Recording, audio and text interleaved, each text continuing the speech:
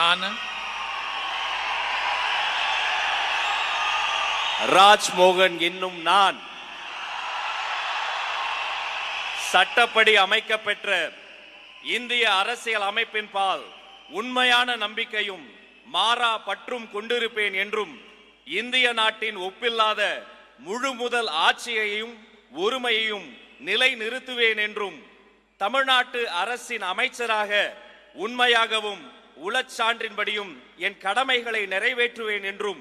அரசியல் அமைப்பிற்கும் சட்டத்திற்கும் இணங்க அச்சமும் ஒருதலை சார்புமின்றி விருப்பு வெறுப்பை விலக்கி பலதரப்பட்ட மக்கள் அனைவருக்கும் நேர்மையானதை செய்வேன் என்றும் ஆண்டவன் மீது ஆணையிட்டு உறுதி கூறுகிறேன். நான் ராஜ்மோகன் என்னும் நான் தமிழ்நாட்டு அரசின் அமைச்சர் என்ற முறையில் எனது கவனத்துக்குள்ளாவதும்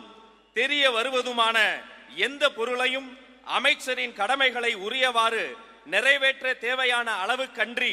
ஒருவரிடமோ பலரிடமோ நேர்முகமாகவோ மறைமுகமாகவோ அறிவிக்கவோ வெளிப்படுத்தவோ மாட்டேன் என்று ஆண்டவன் மீது ஆணையிட்டு உறுதிமொழிகிறேன்.